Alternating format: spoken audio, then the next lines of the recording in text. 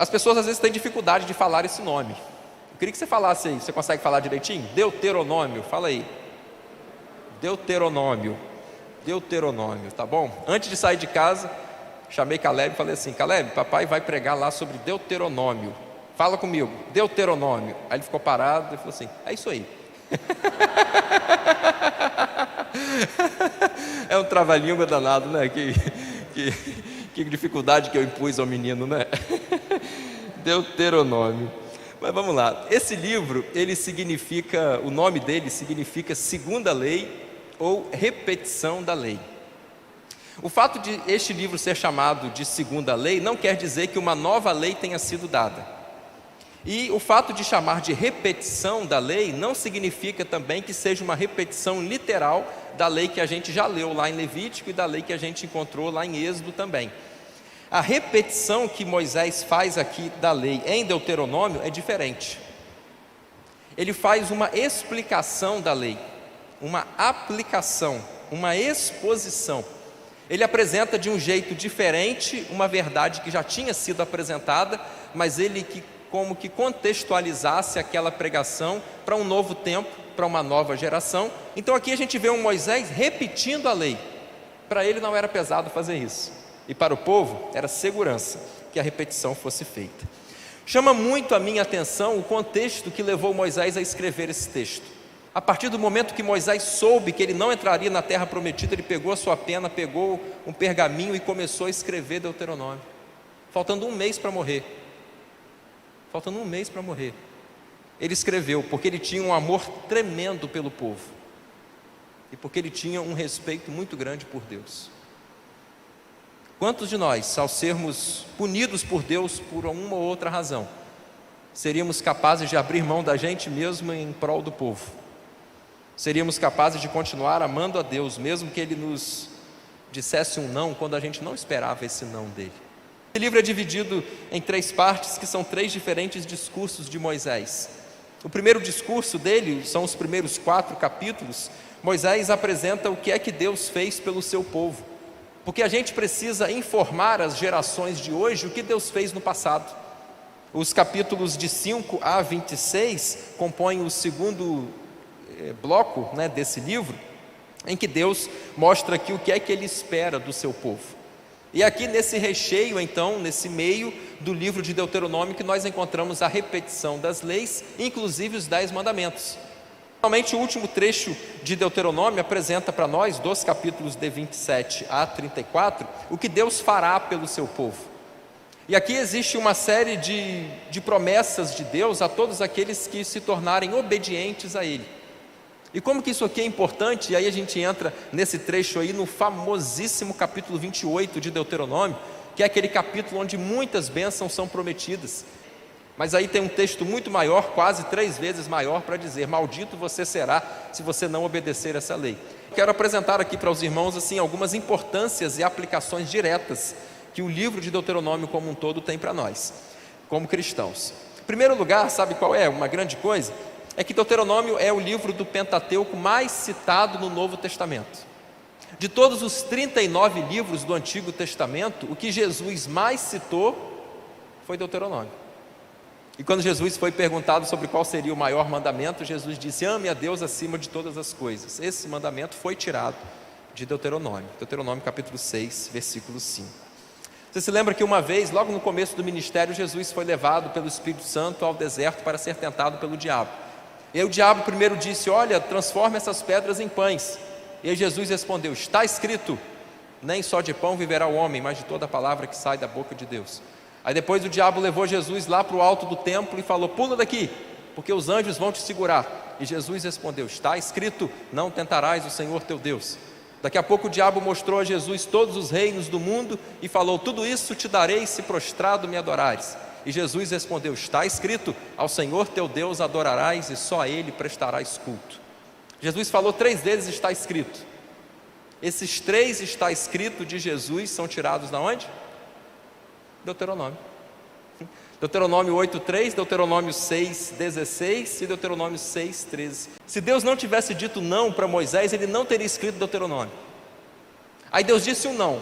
Isso foi uma bênção para a humanidade, porque foi por causa desse não de Deus que Moisés escreveu esse livro. E esse foi o livro que Jesus mais citou, e esse foi o livro em que Jesus se baseou as 3 vezes para fugir da tentação de Satanás. Tudo isso aconteceu porque Deus disse um não. Está vendo como o não de Deus é frutífero? Está vendo como o não de Deus pode trazer bênçãos para nós e para outras gerações? Então, ao recebermos, meus queridos, um não de Deus, vamos receber isso de maneira positiva. Vamos receber o não de Deus de maneira satisfatória, de maneira proveitosa, de maneira útil, porque o não de Deus é para o nosso bem. Em Deuteronômio que nós encontramos a principal profissão de fé do judaísmo, que é o chamado Shema Israel, é o ouve Israel. É aquele texto de Deuteronômio 6, ouve, ó Israel, o Senhor nosso Deus é o único Senhor. E você precisa ensinar isso aos seus filhos. Aqui a palavra é muito severa. E aí Deus diz, olha, você vai ensinar isso para os seus filhos quando você estiver assentado em sua casa e quando você estiver andando pelo caminho. Quer dizer, aqui ou ali. Você vai ensinar isso para os seus filhos quando você se levantar e quando você for dormir, ou seja, todo o tempo. Você precisa escrever isso na sua testa, você precisa escrever isso na palma da sua mão, você precisa escrever isso nos umbrais da porta de sua casa, que é para você não se esquecer nunca de que o Senhor Deus é o único Senhor. Irmãos, como que a gente está precisando não fazer isso, lógico, de maneira literal, especialmente a parte de escrever os mandamentos aqui e ali e tal, mas a questão de entender que a Bíblia, a palavra, os mandamentos precisam estar mais vivos, mais ativos e mais presentes na nossa vida, no nosso dia a dia e dentro de nossa casa. Outra coisa muito importante que eu tiro de Deuteronômio para nós é a necessidade de se levantar, de se preparar um substituto. Procura os maiores líderes de todos. A gente encontra Moisés, ele preparou Josué. A gente encontra Elias, que foi o maior profeta, ele preparou Eliseu. A gente encontra Paulo, que foi o maior pastor, ele preparou Timóteo. A gente encontra Jesus, que foi o maior, e ele preparou os discípulos.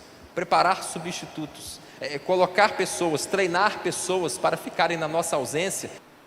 No reino de Deus, todas as pessoas são indispensáveis. Eu quero contar com todo mundo, mas eu sei que no reino de Deus não existe ninguém insubstituível. Mas Moisés foi um grande, mas Moisés passou. 40 anos liderando o povo, passou. E aí Deus chama um outro, Deus prepara Josué, coloca no lugar, porque o reino de Deus continua, mesmo que as pessoas passem, porque o reino de Deus continua, mesmo que as pessoas não continuem, mas o reino de Deus continua. Deus faz muito além do que a gente imagina. Pode parecer muito duro para nós a realidade de que Deus impediu Moisés de entrar na terra prometida, e foi mesmo, né? Puxa vida, líder, 40 anos, escreveu a lei, preparou o povo e tal, e não entrar. E Moisés nunca pisou em Canaã. Aí Deus surpreende Moisés, surpreende a gente, porque 1400 anos depois, a Bíblia registra lá em Mateus 17 o evento do Monte da Transfiguração. O Monte da Transfiguração é o Monte Tabor, que fica em Jerusalém. Jerusalém é Canaã, era a terra prometida. E aí percebam, né? Que coisa fantástica. Moisés não entrou na terra prometida com aquele povo, mas 1500 anos depois ele pisou na terra prometida na companhia do que ninguém menos que Jesus. É de arrepiar. Jesus está presente aqui em Deuteronômio. Eu tenho frisado e quero frisar mais uma vez, porque ser repetitivo não me é cansativo e é segurança para os irmãos. Jesus está presente em todos os livros da Bíblia. E em Deuteronômio Jesus está presente também.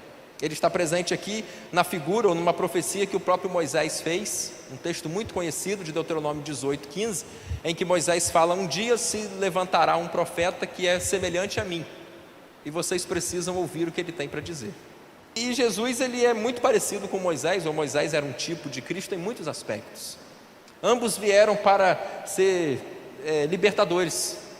Ambos agiram como legisladores, trazendo a lei ou uma nova lei a ser aplicada. Ambos faziam milagres, ambos foram líderes, ambos foram íntimos de Deus, enfim, eles eram muito parecidos.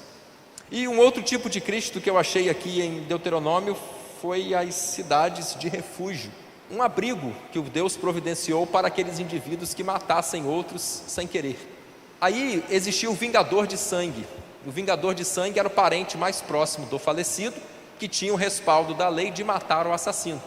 E aí existe a cidade de refúgio. que era isso? Era uma cidade, eram 6 cidades previamente estabelecidas por Deus, uma de cada lado do Rio Jordão. Então tinha a Cisjordânia e a Transjordânia, como existe hoje, né? Cis e Trans, uma de cada lado do Rio Jordão. Cisjordânia de um lado do Jordão, Transjordânia do outro lado do Jordão.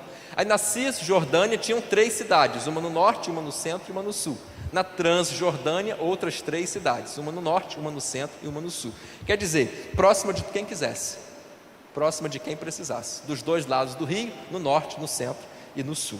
Elas eram acessíveis, porque o caminho para elas sempre estava limpo.